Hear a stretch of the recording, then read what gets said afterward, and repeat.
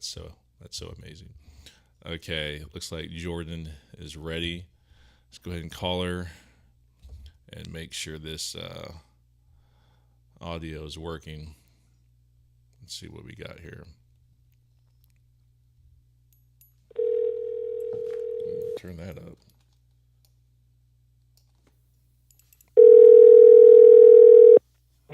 Hello. Good morning. Oh, good morning.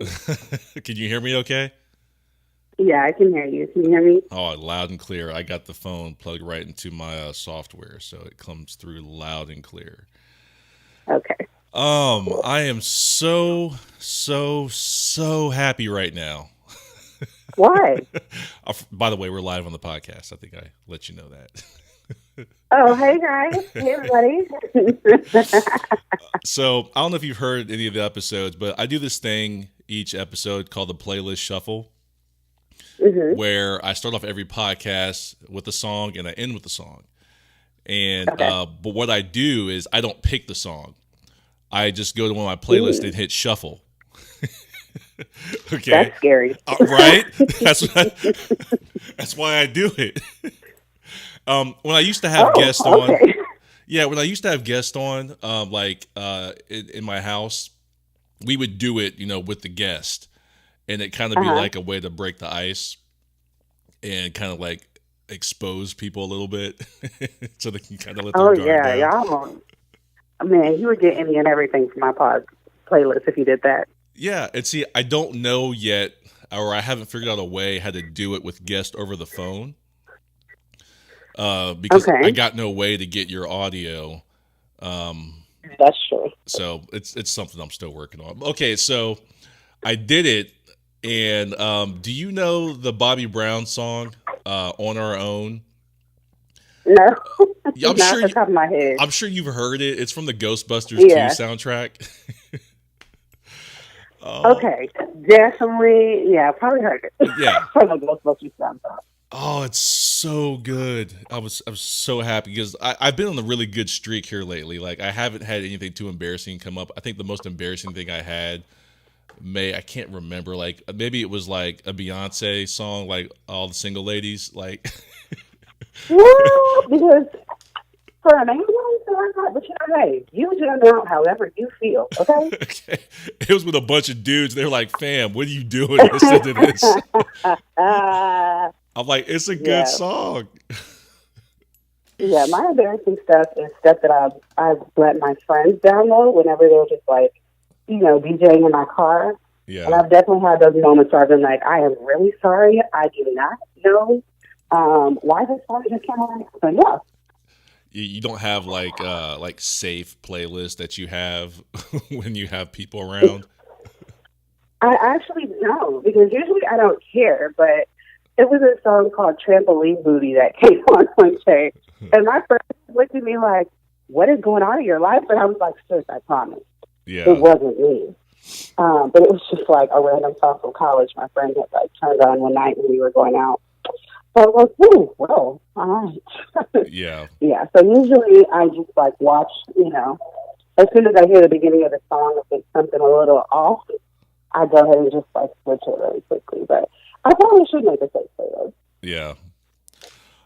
Okay. So before we get into the topic, I wanted to ask you, have you heard any of this stuff that's going on with Ayesha Curry?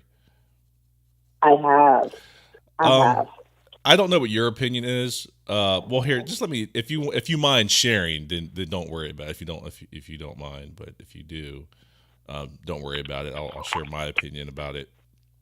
Okay. But do you have any thoughts about it that you're willing to share? Yeah. First of all, I wish people would just shut up. Okay? Like, it's not that big of a deal. First, her husband is backing her, as I think he should. I think that people don't understand. Like, as a woman, you still want to be desirable. It's not that you want to take people up on those advances, but hell yeah, you want to be desirable. And when your husband is desired by millions like that, and you usually don't get any attention, and you've had 3 babies by the age of 30, and you just turned 30 like a month ago, yeah, it's like biologically your body changes.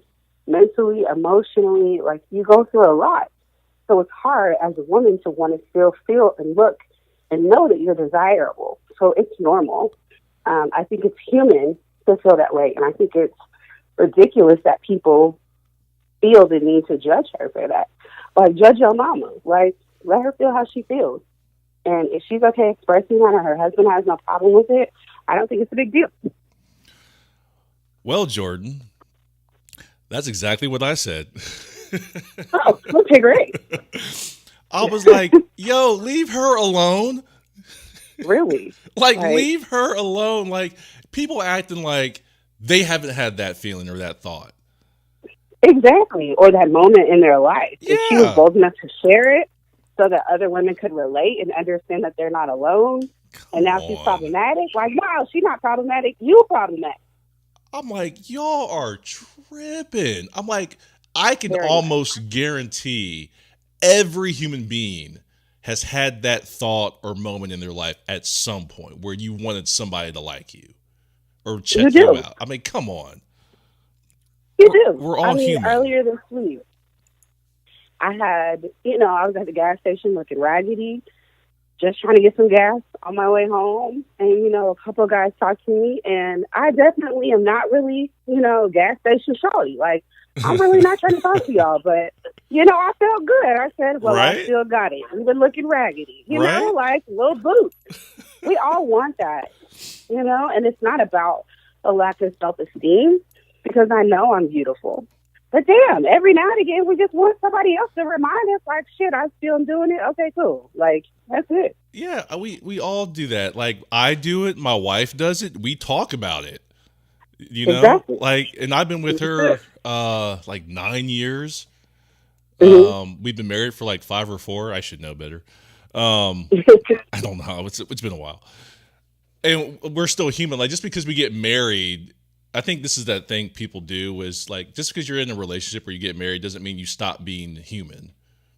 Mm-hmm. Like, you're still a human. You still have the thoughts you had before you were with them. So, like, that's just funny to me that people are so overreacting about it. This might be a nice segue, because how much of this do you think? Now, don't let me put words in your mouth. But how much of this do you think has to do with the fact? I don't know her ethnicity. I'm assuming she's black and mixed with something else, maybe. But with her, how much do you think this has to do with her being a woman of color and a successful woman of color? I think pretty much everything. Oh, okay, I'll say like 90%. Yeah. Because Ayesha Curry gets hit so much for being a black woman that's expressive. And then because she's an NBA wife, she shouldn't be as expressive because that can, quote unquote, affect her husband, which it doesn't. And then she's compared to Savannah James because Savannah is not, she doesn't really speak out like that, which is fine because that's who she is. Mm-hmm. So it's constantly, again, a comparison for her and the place that she lives. She's already placed in a box as a woman that should be at a certain level of perfectionism. So anytime she goes outside of those lines, people are ready and waiting to be on her ass. Yeah. Sorry, can I curse? Oh, shit, yeah. Okay, cool, great. So people are ready and waiting to be on her ass for any and everything. And so it's very unfortunate because we are the main ones, like women of color and black people, we are the main ones that don't give ourselves a break. And it's been beautiful to see a lot of women coming around her and supporting her of color. I think what's frustrating is seeing a lot of men of color not supporting and not understanding and not looking deeper into the issue or understanding as a woman where she could be coming from because of pride. So I think Ayesha takes a lot of heat as being a vocal black woman and is instantly placed on that in that group of women, of angry black women, when she says things or does things and is told that she should shut up. And that's bullshit. So like, what is it? I can tell already that we are definitely going to have you back on the podcast. Oh, okay, great. Yes. because I was having kind of a similar thought where I was like, I wonder if this is kind of that thing where you'll hear some people of color and white people say to like professional athletes, just shut up and play. Be grateful for what you have, as if they didn't earn it and work for it. That's what it kind of felt like to me. She don't have her own shit. Yeah. I'm she like, literally has her whole own career. Right. It kind of felt like that to me, and I didn't like it. And I was like, it felt like they were just like, hey, you're in a great situation. You're doing well financially. You're in a happy marriage. What's your problem? Just be grateful. And I'm like, I don't like that. I really don't like that. Like, that's her situation. She worked on that. They developed what they have. Steph Curry could have got injured and not been as great as he is. You're like, I don't, So I don't like that. And I'm glad you said what you said. Yeah. Thank you. Yeah. Especially. I agree. Yeah. Having your perspective. Yeah, absolutely. And you know what? I lied to you yesterday.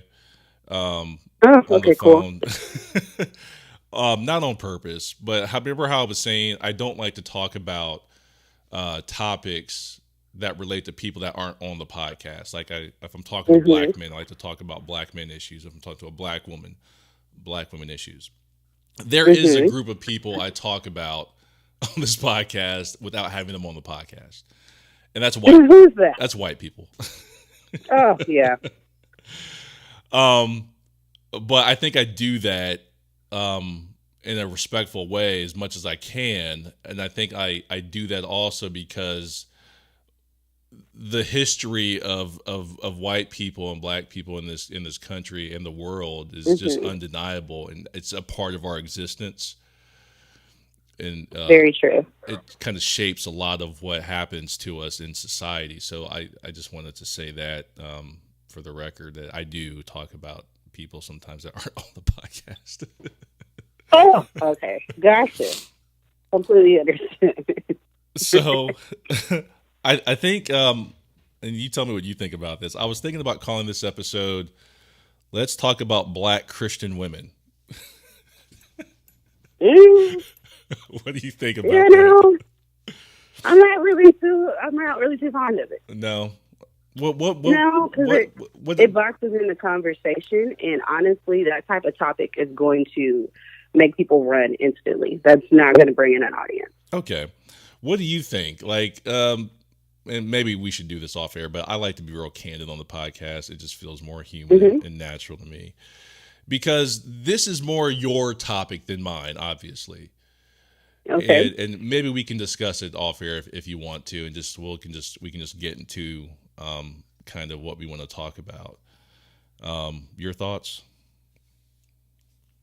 I think, first of all, this isn't my episode, because this is going to be a conversation between both of us. Absolutely. So your opinions and your thoughts, and also your background, is going to be, it's going to be mixed in as well. So it can't just be focused on me. Okay. It has to be more about the topic at hand that we discussed. Yeah, I like you. Great. I like you. So kind of, I got some notes here, and this is real loose.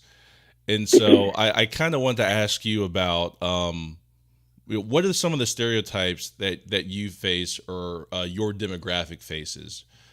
Or maybe just you can tell me personally what you've experienced as a black Christian woman.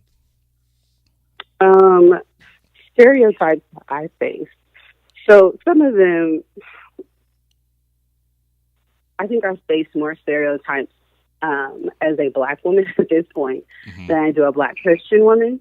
Of course, as a Christian, I'm going to face the stereotypes of people thinking that I am really rigid, or that my beliefs are, that my beliefs block certain people out or reject certain notions or people. And honestly, I don't identify with traditionalism in terms of Christianity. I believe that It's more about a relationship than it is any sort of religion. So I don't super identify with religion or traditions because I don't think traditions are Bible. I think that's just something people have done for a long time. And if they make sense, then cool. If they don't to me, then I don't abide by them and I don't uphold them. And so for me, I'm just kind of in a different box and category. And I think people kind of see that in getting to know me or in being around me. So I don't really feel like I face a ton of stereotyping in that way. I think people are surprised sometimes. And I'm like, oh, you love Jesus? And I'm like, yeah, girl, he's great. Like, you know, and then as a Black woman, really those things are, because I'm non-traditional, I don't get that stereotypical, you know, like, oh, does church last 3 hours for you? Like, girl, no. Like, my church be out in an hour and 15 minutes. Like, like, that's not my ministry to be up in church all day on a Sunday. That's not, no, like, we can get this message done in an hour. So, like, that's not what I do. But as a Black woman, you face different things of, you know, there's colorism within the Black community. So facing that as a light-skinned woman, my opinions in regards to politics and or the police, that's something that I'm always, like, automatically is assumed, like, oh, you hate the police or you hate white people or you hate X, Y, and Z. So it's more along the lines of stereotypes as a Black woman, or if I'm expressing myself, I'm an angry Black woman instantly. And the thing is, half the time, I really don't even be angry. I don't get angry until you assign that to me. And then I'm like, because of the fact that you spent 5 minutes telling me I was angry, now I'm angry because you just insist that I have to be angry. So that's probably, I guess, more of me. Okay. So I got two things I want to ask you, kind of based on what you just said. Do you think people, whoever's doing that, calling you an angry Black woman, is that them doing that just because you're opinionated? Yeah, for sure.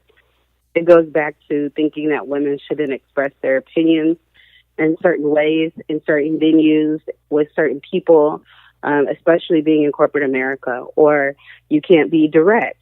You have to sugarcoat things. You have to watch out for their feelings. And I just don't have that kind of time in my life. Like, right. I'm going to say it with love. But yes, I am direct. I don't work at the M&M factory. I don't have sugarcoating available. Like, that's not how I function. So because I am direct and I do say what needs to be said, it can be looked at as though I'm problematic or as though I'm too opinionated. And I just don't understand why you get to tell me when and where I can have opinions. Yeah, and I could see how that could affect a Black woman in their job as far as like getting a promotion or, you know, that's where you can see that racism come into play, which I think a lot of people try to downplay, like it's not happening. Like, yeah, it's totally happening. You know, you just don't call it what it is, you know? Yeah. I mean, I could say the same thing in a meeting as a white man would say in a meeting. And because he's male and white, it's okay. But because I'm Black and female, it's problematic. Even to an extent, like, I can say the same things a Black man would say in a meeting. But because he's male, he's respected for it, and it's okay. But if it's me, I'm over opinionated. Yeah.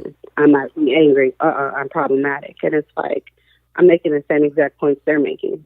But because they're hearing it coming from a woman, it hurts their feelings. So I need to sugarcoat it and cater to their ego. No, I don't. You need to man up and do your job. Like, that's really it. Yeah. So I don't know that this is true, but I hear this a lot as far as Black women's concerned, is that on the food chain, as far as respect in society, Black women are pretty low on that totem pole. Do you think that Black women are at the bottom of that totem pole in other people's eyes, not our eyes? As far as just kind of the general society, as far as, because you heard like with the R. Kelly situation where nobody cared because they were Black women, or I'm hearing stuff now brought back up about Dr. Dre and I think it was D. Barnes, and I think they're saying now that he may have sexually assaulted her, but nobody wanted to hear it because it was a black woman. Sorry, go ahead. No, do you think, like, what do you think about that? Like I said, again, I don't want to put words in your mouth. Where do you think society views black women? I think society views black women as the lowest woman. I think that our opinions are just beginning to be heard a little bit more, especially with more black women being educated and getting into the realms of politics and things of that nature. But no, when a black woman says something, it's not heard in the same way as a white or an Asian woman or even an Indian woman. I would say that an Indian woman is probably the closest in regards to being at the bottom of the totem pole. But as black women, we are written off. We are not heard, whether it is by doctors, whether it is at work, whether it is in a legal situation. We are not listened to. We are not heard in the same way. We are not given the same respect, the same courtesies at all, because they just think we're just talking. And that's why people are starting to speak up more, and that's why black women have begun to come together the way we have, because we are the only ones that have our back. So if that's the case, then we have to stand together, and we have to yell louder, and we have to do so in a unified manner. And that's why you're starting to hear more things come up. That's why people are starting to care more, because as a community, we're starting to not stand for it the way we have in the past. Yeah, and this is something that I notice is I think from my own personal experience and what I see in society is it looks like a lot of white women copy black women. Oh, yes. As far as the figure, the shape, mm-hmm. the hair, yeah. You'll hear when a black woman braids her hair, it's ghetto. When a white woman does it, it's trendy. It's stylish. Baby, that throws me. It throws me every time. How is it trendy? Anyway, keep going. And they also tan. And I think that one right there is overlooked a lot. I'm like, why are you tanning? What are you doing? Trying to make your skin darker? Mm-hmm. Why are you trying to make your skin darker? Exactly. What you doing? Yeah. And then, let me just say this for any white listeners you may have. There is no black person in the history of blackdom and blackness in the world that wants to hear you say, hey, I'm tanning this summer. It looks like I'm almost dark as you. No, you're not. No. Guess what? This is melanin. Okay? Stop. Do not tell the black person that. Just because I'm light-skinned does not mean that you can compare your skin tone to me in the summertime. I don't care. Guess what? In the wintertime, I'm still going to be melanated, and you will not be. Anyway, off that soapbox. Yeah. And I could see how somebody could say, ooh, she's just an angry black woman. No, fam. She's just opinionated. Yeah. Why do you feel the need to come to me and tell me that your skin tone compares to mine? It does not. Yeah. Next subject. But anyhow. How much do you think Beyonce has played into the national narrative of black women? I think Beyonce has been very beneficial in certain ways because Beyonce uses her platform. And she does it in subtle ways that aren't really seen until it's already done. Yeah. And I absolutely love that. With Coachella, with her Super Bowl performance, y'all didn't even realize how black it was until it already happened. Right. And I absolutely love that because she goes about it in the right way and she uses her platform in the right way. She doesn't always announce all the things that she's doing. She just does them. And sometimes that stuff will come out in the news. Oh, Beyonce and Jay-Z paid for this. Beyonce and Jay-Z scholarship, all these people. Beyonce and Jay-Z did X, Y, and Z. And I absolutely love that because they don't always publicize their moves. They just move. And that's the whole point. I need to give back. I need to be involved in my community. And I don't always need to do it in a way that's public. I don't always need to do it in a way that somebody's going to pat me on my back. Of course, because they're celebrities, they'll get that, sometimes. But they don't post it on their social media. Oh, I'm doing X, Y, and Z today. They just act. They just move. And so I really, really am appreciative of that. I think as far as the colorism part, I think Beyonce tries to unite women. I think that there is a level of struggle there. It's very hard as a light-skinned woman, Mm-hmm. to speak to colorism because people feel as though light-skinned women are unaffected. Therefore, their opinion is not as beneficial. Mm-hmm. So I think that would be the only area where it's harder. But I think she does try to unite women and encourage and uplift women and speak on Black issues in the Black community and uplift the Black community. Yeah, because I follow a lot of what she does, like you're saying, her and Jay-Z, and it's nice because they, like you said, they just move. They just do things, and you hear about a lot of the things they do after the fact. You know, like Jay-Z paying for, I can't think of his name, Meek Mill, like paying for all his legal fees, or like paying for these documentaries to be made, like on Trayvon Martin and stuff. And I think that's really cool and effective. It concerns me when I see Black people announcing what they're doing, because I'm like, the history has shown us that, you know, that racism machine will try to take you down. That systematic racism, and that was kind of one of the things that scared me about Nipsey. He talked a lot about what he was doing. And I don't want to say that was wrong, because you need to hear that. That's encouraging, that's uplifting. But the other part of me is like, oh my God, like, don't talk so much, man. Because they can hear you. Yeah, and because he knew what the outcome could be. You know, he spoke that. And that was what was hard about it.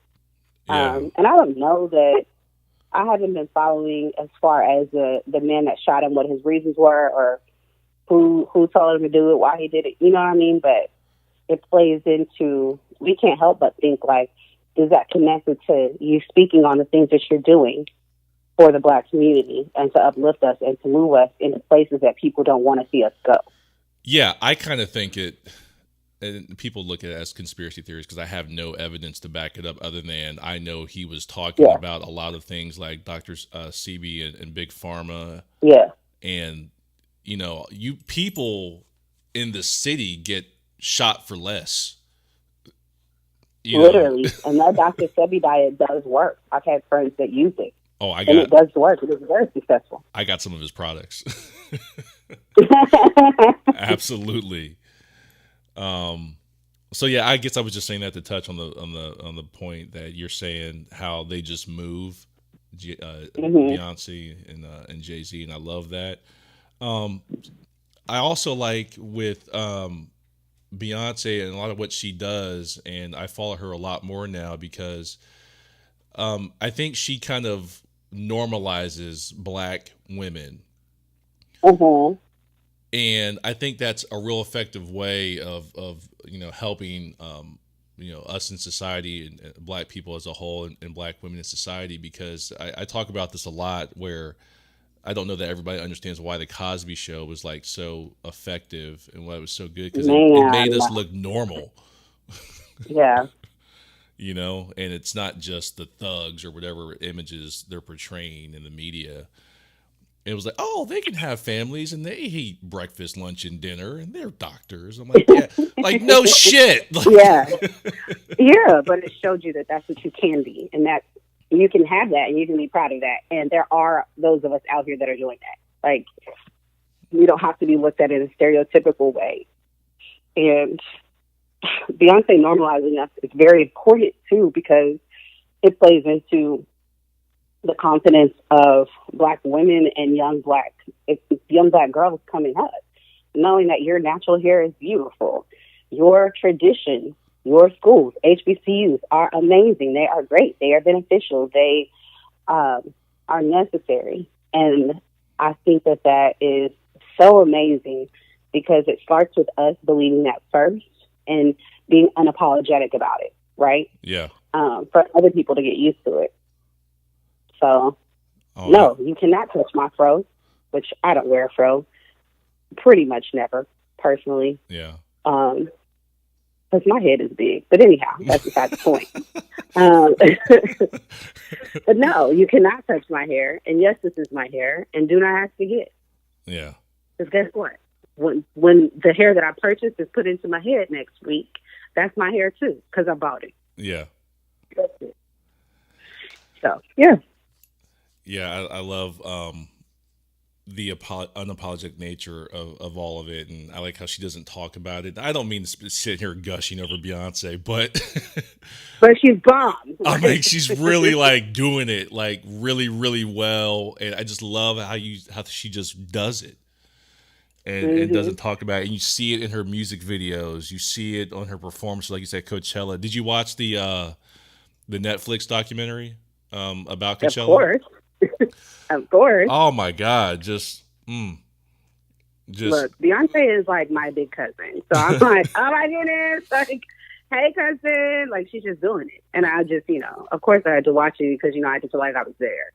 So yes, now that I've watched it, I felt like I was there and a part of the whole thing. Yeah. So I'm probably the worst person to talk to about it because I'm like, yeah, girl, she was back there, she was working hard, girl. She had to practice for 8 months. Like I was there. I wasn't, but I feel like I was. Yeah.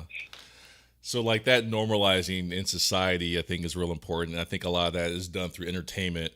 Not to keep harping on this point, but like as a young black man, I didn't, besides my parents, who are still married together, middle-class America is how I grew up.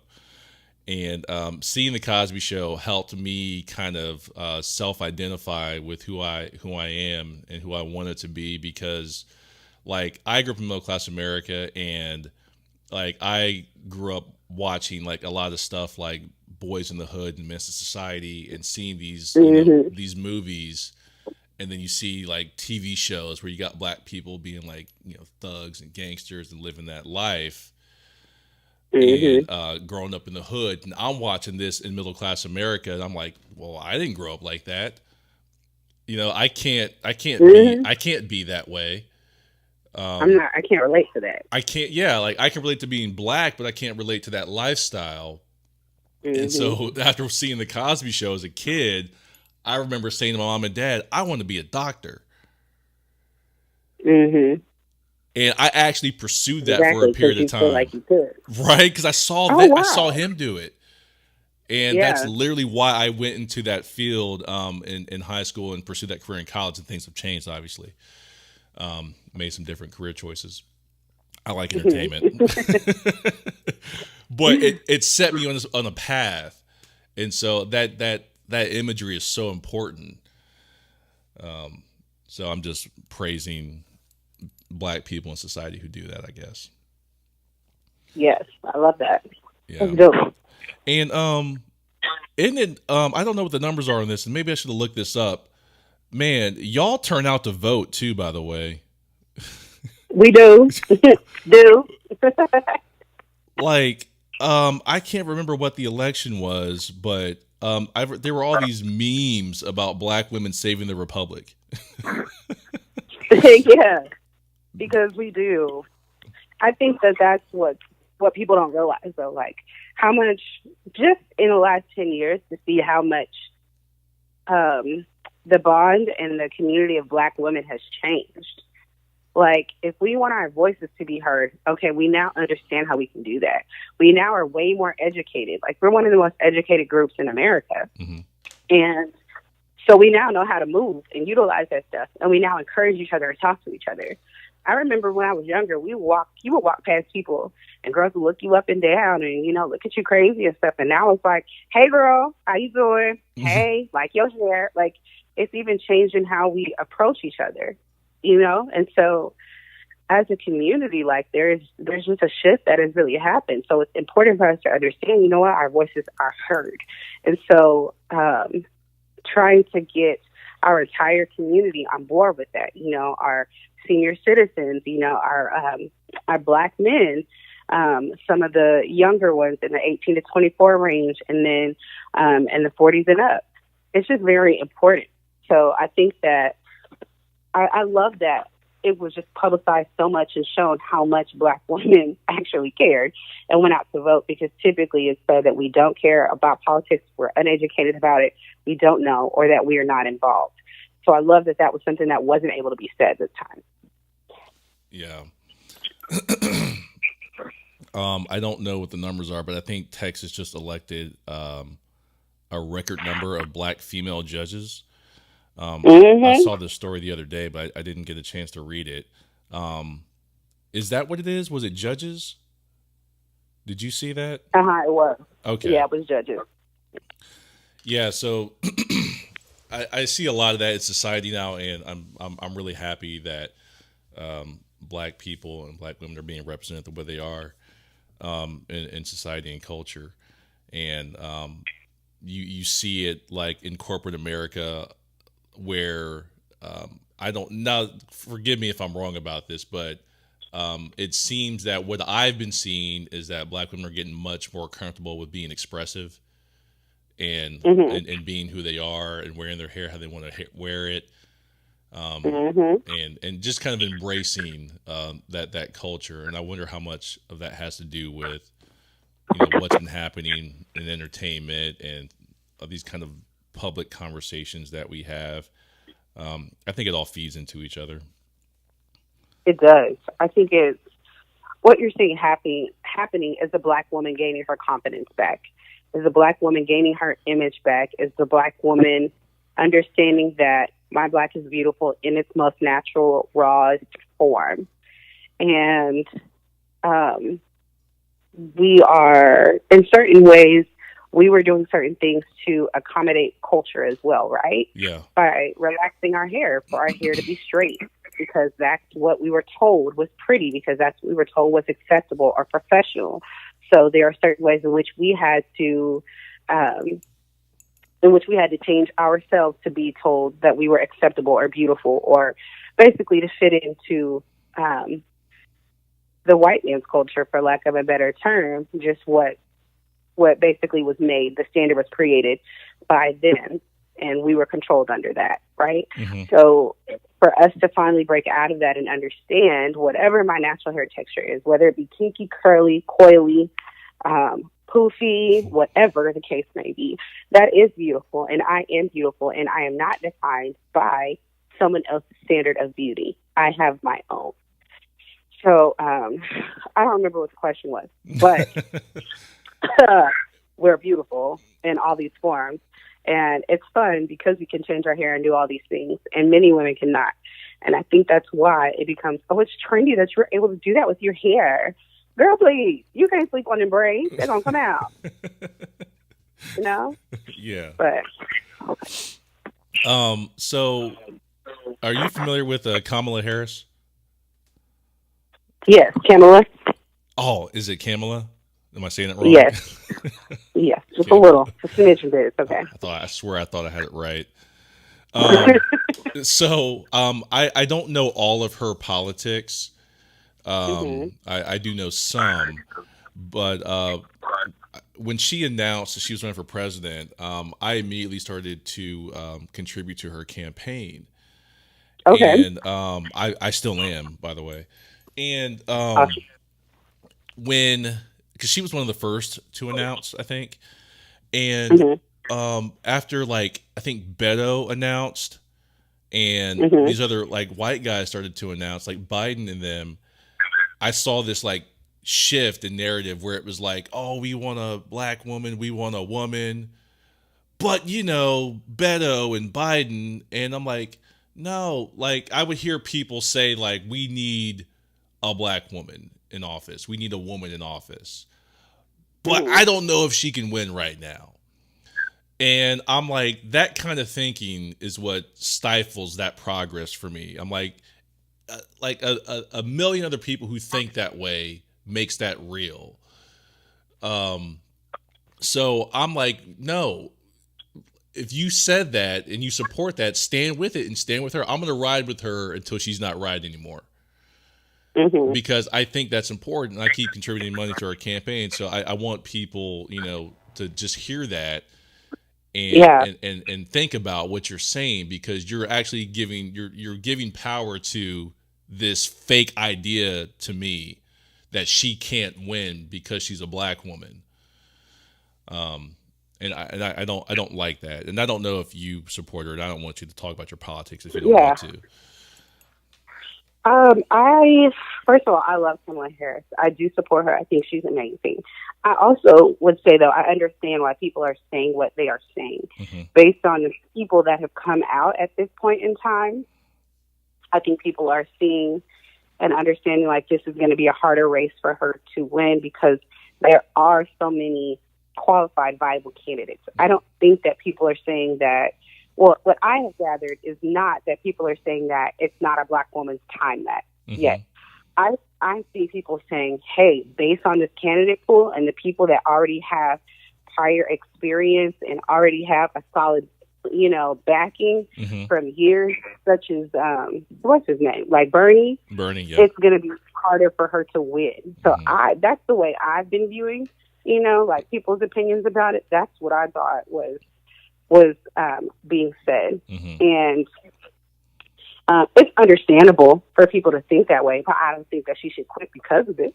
I don't think she shouldn't run her race. No, I get where you're coming from. I understand that she is the least experienced or maybe looks like the underdog because of these other people who have already had solid backings for a longer time frame. But that don't mean sis should quit, girl. We still got work to do. Yeah, and and what would you say to people saying that, and maybe I'm looking at this the wrong way, compared to Donald Trump, who is a buffoon. Is an absolute on every front.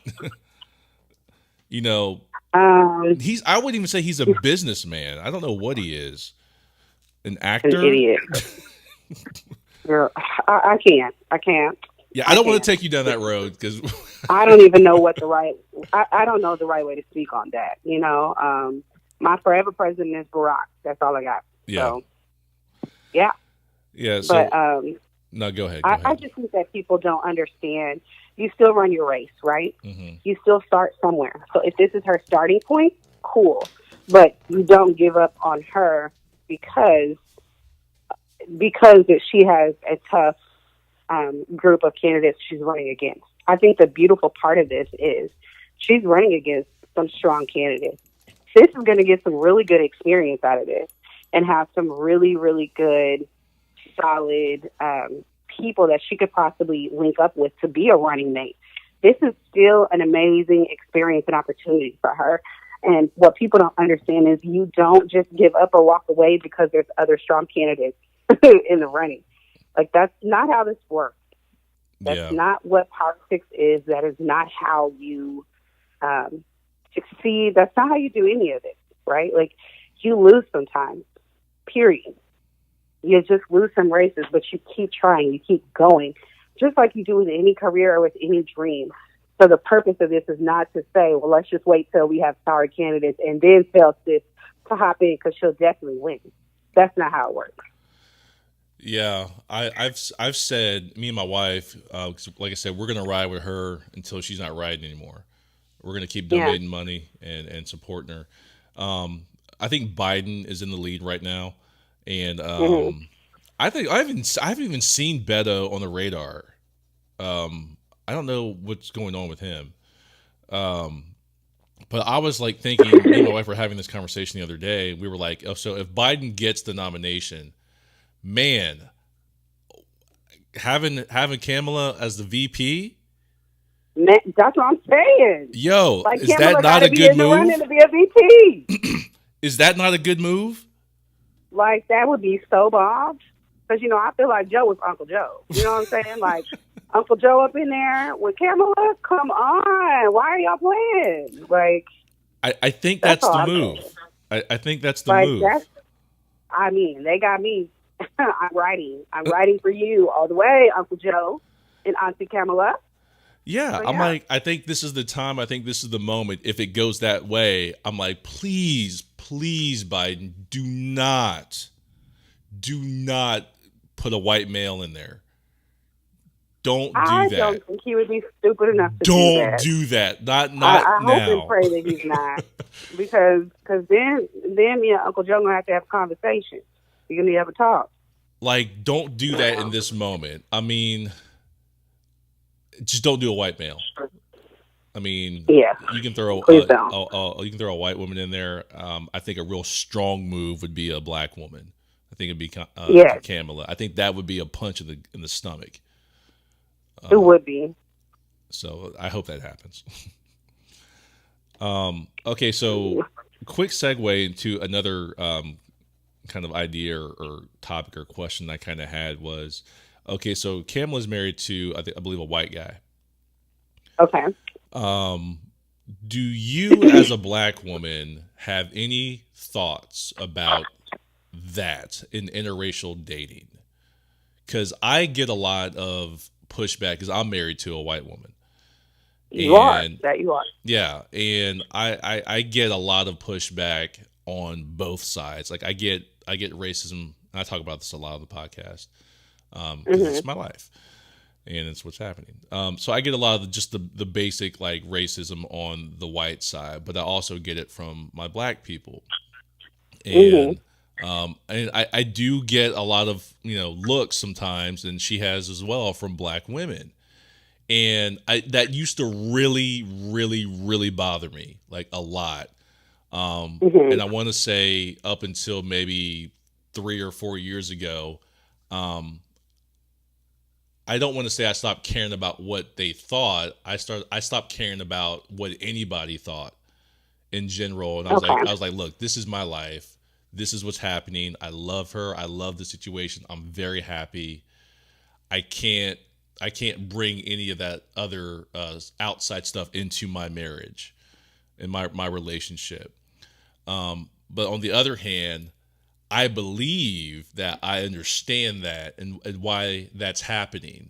And me and my wife have had a lot of conversations about, well, what's that about? Why are they upset with us? Why are they looking at me this way? Why are they giving us kind of all those kind of conversations that you can imagine one would have. Do you have any thoughts about that or any kind of feedback? I would say, how do I say it? Like, you have to understand that, like, we are literally still less than 100 years away from, interracial relationships even being legal in our country, right? We're in a very, very touchy time frame when it comes to race relations. So we are very sensitive as a community about our black men. Or as a woman, I say that I'm very sensitive about my black men because I've seen a lot of black men yoked up with women who don't understand their struggle or don't understand what they may need or what kind of support or what things they may be going through because of their feelings and emotions and whatnot based on the state of their country, right? So you have to consider those things as to why there's so much flack right now. Now, I know you guys have been together for 9 years, you said? Yeah. So I personally, I have dated outside of my race before as well. And interracial dating is tough. People are going to judge you. People are not going to like it. People have their opinions about it. And you have to choose to rise above that. And you have to choose to understand. Everybody people are coming from various places for their disdain.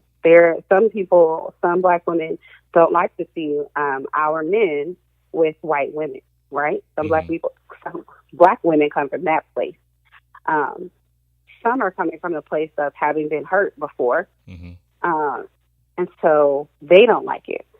Some black women don't like it because white women don't appreciate or don't respect black men and or black women in the community or make comments, which there's been a lot of, NBA and NFL girlfriends. We're just better than black women and blah, blah, blah. Like, that shit is mad irritating because you're not. You're tending to look like me. But whatever, sis. So you have a plethora of reasons of why people feel the way that they feel. Personally, I think do what you love, do what you feel. Just understand what comes with that. That's the only thing I say to people because it's not going to be easy. And for me personally, I don't really date interracially anymore because it is very hard. It is very taxing. It adds a whole nother layer to your relationship in regards to conversations you have to have and things you have to think about and things you have to consider, not only with your family, but out in the world. And so knowing that as a Black woman, I already have so much against me, knowing that I now have to add that layer to it within my relationship is just not something that I'm willing to do right now. Mm-hmm. That's not something that I want to deal with because that shit is hard. It's heavy. It is a lot of conversations. And I just feel like there's too much other stuff going on for me to dedicate time, effort, and energy to that. And there are plenty of Black men that I am attracted to that I do like. So there's not an attraction issue for me. Now, does that mean that if a man came along that was amazing and treated me well and was not Black, that I would not give him a chance? No. It just means for me right now, that's my choice. But I think what you have to understand is what you're walking into. And that's what a lot of people don't get and don't take into consideration. Interracial dating is not easy. That shit is hard. And it comes with a lot of backlash. And so that's just the only thing that I really, I guess, have to say about it. Mm-hmm. I can't really speak on various women's opinions. The only thing I have a problem with is any woman that is not Black trying to say they are better than Black women, and that's why they date Black men. And those men that date those type of women are dumbasses. Mm-hmm. They are very ignorant to be with someone who's going to put down your culture, your family, your mom, your sister, your cousin, because they're speaking to all Black women when they make comments like that. Otherwise, I don't have a problem with it, but it's not a path that I personally feel I can walk right now. Yeah, that's very well put. And I'm very open about my relationship on this podcast because I think it's real. I think there's a lot of teachable moments, and I learn a lot from it. And I've heard other people tell me like, "Oh, I didn't know that people had those experiences or felt that way." When you say it's hard, that is man. Okay. Man. So, I've told this story briefly before where, I always had this idea, before I met my wife that I was going to marry a Black woman. And it was just a vision I had in my head, you know, that's just what's going to happen to me. And that's what I'm going to marry. She's going to be this beautiful Black woman. This is going to be amazing.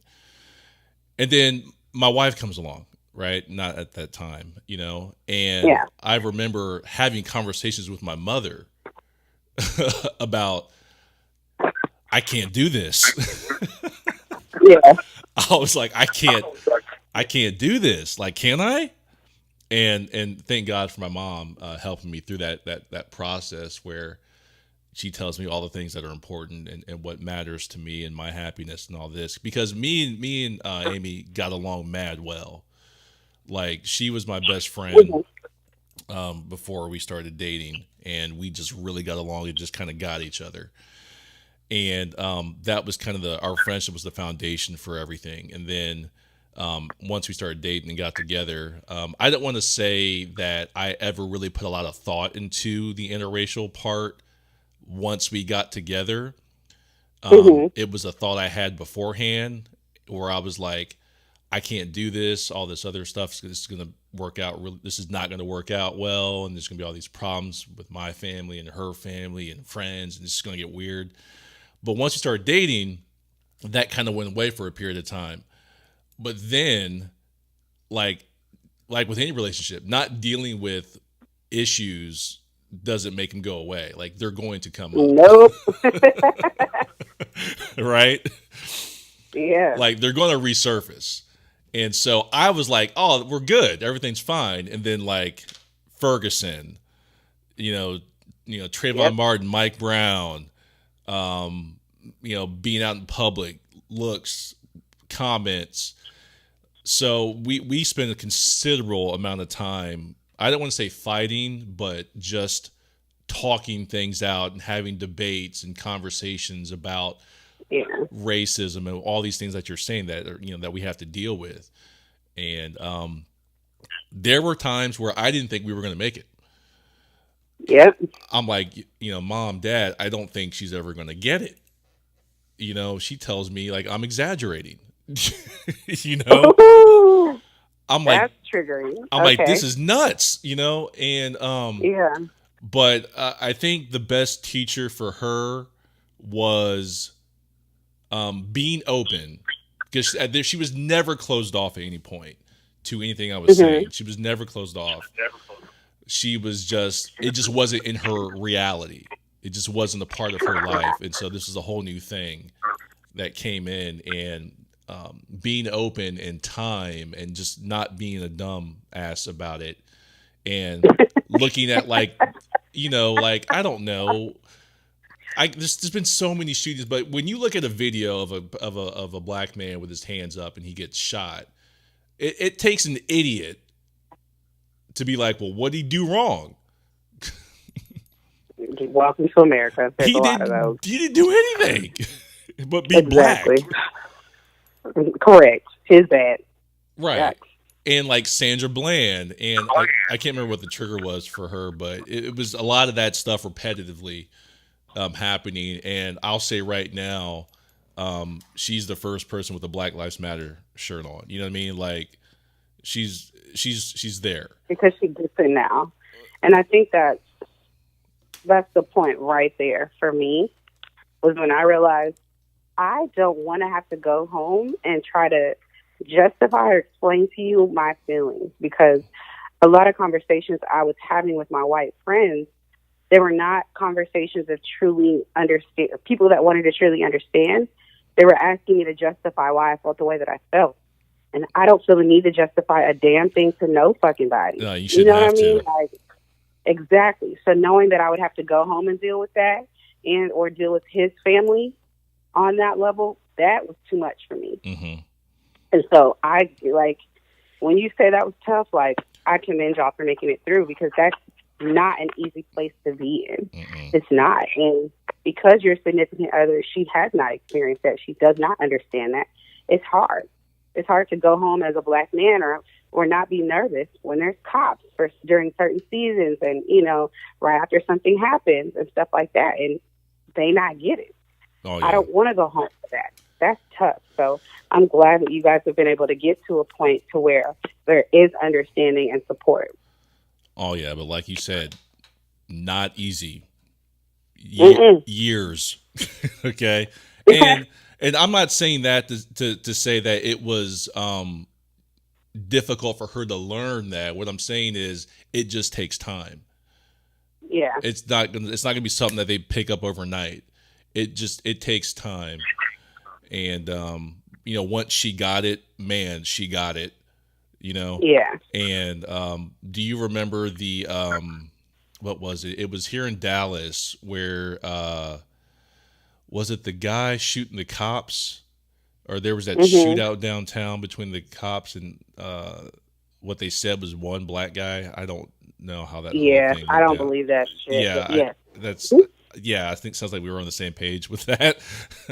Like, whatever they said happened. I remember like the morning after that happened, we were still living in an apartment in North Dallas, and I was leaving for work that morning, and she was at the door, like looking at me like, yo, like, be careful. Are you sure you even want to go to work today?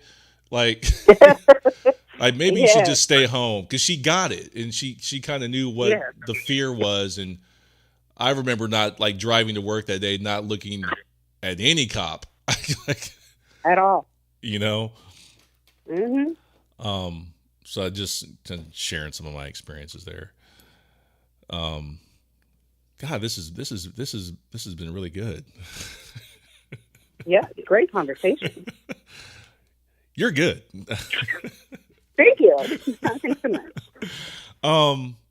So I want to ask you, I guess, kind of maybe as we wrap up here, is there anything that you had in your mind that you wanted to share, or a point or anything that I may have missed, or something that you thought we would talk about that we didn't really get to? Is there anything you wanted to just, I don't know, say or mention or get off your chest, or any kind of topic or anything?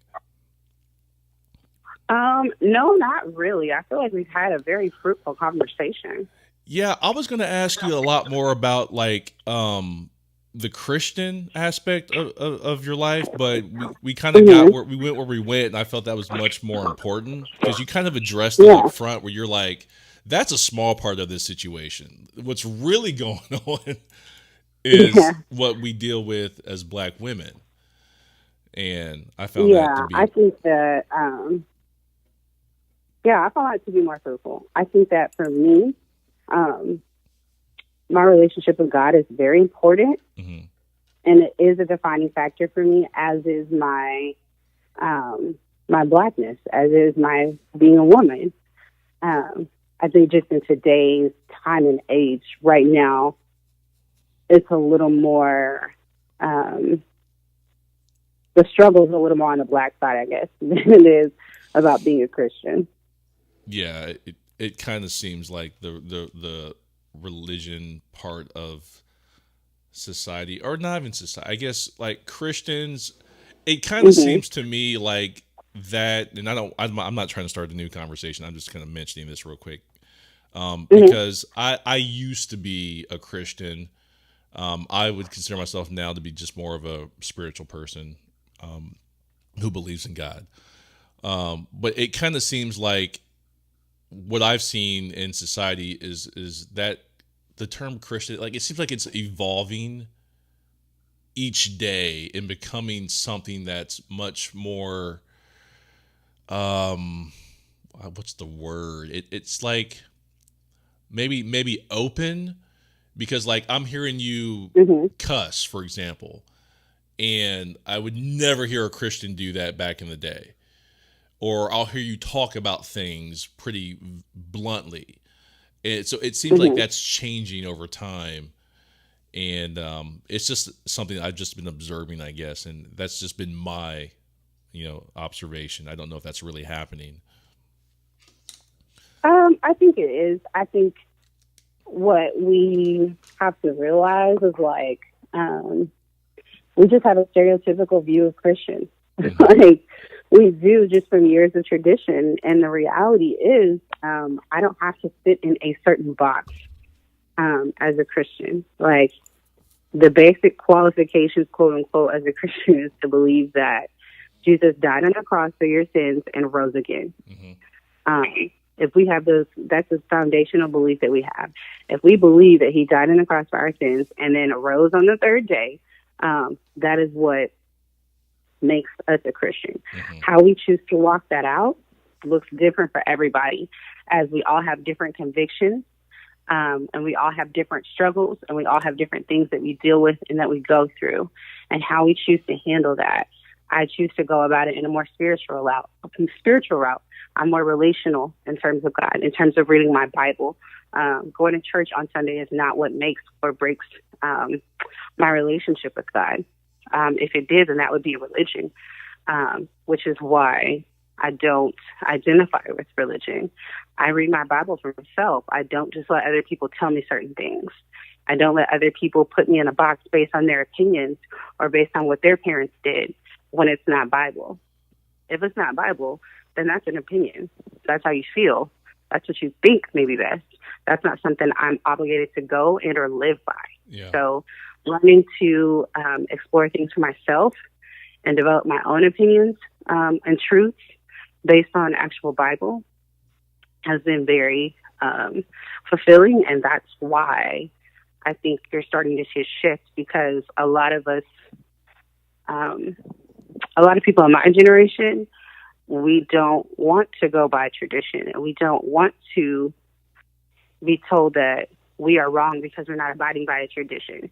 Girl, if that's not Bible, that is not wrong. Like, that's your choice. Hmm. And I have mine. And so I think that's why you're seeing such a shift as well. Well, on that note, Jorden, everybody. um, Thank you so much for taking time out of your weekend to speak with me. Um, I really think this was a really, really, really good conversation, and this will be out tomorrow morning. Everybody listening, it's out right now. Um, but yeah, I put this out on Sunday mornings. So Awesome. yeah, do you have anything you want to plug? I don't know if you have anything going on in your life or any kind of cause or charity. I just like to give people the opportunity if they have anything they want to share, or even if you have any projects or anything going on in your life. If not, that's fine. I just want to give you that opportunity if you do. Awesome. Thank you. Well, I'm currently working on a stage play, so I don't know if you readily have any fans of Little Rock. It is a traveling show, so we'll be in Little Rock June 8th. It's called Bound by Choices. It's awesome. And then I'm also currently starring in a web series that we're filming now. So that'll be out towards the end of July, beginning of August on all streaming platforms. And that's called Different. So support. Follow me on Instagram if you like at AccordingtoJorden. Jorden spells an E. Thanks. Okay, awesome. And I did not know all of that, so I will be looking into that. Okay, well, thank you again. I hope you enjoy the rest of your weekend, and I'll get back with you on a possible topic or title for this episode. All right, sounds good. All right, thank you, Jorden. No problem. Bye. All right, bye-bye.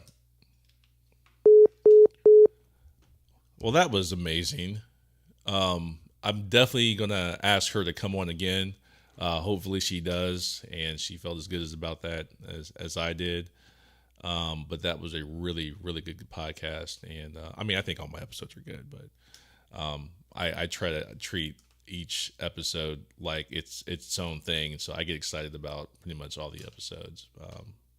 But I mean, if it wasn't a great episode, I probably wouldn't say it, but this is a really good episode. So let me go ahead and wrap this up. Episode 32. Let me go to my playlist and hit shuffle and see what happens.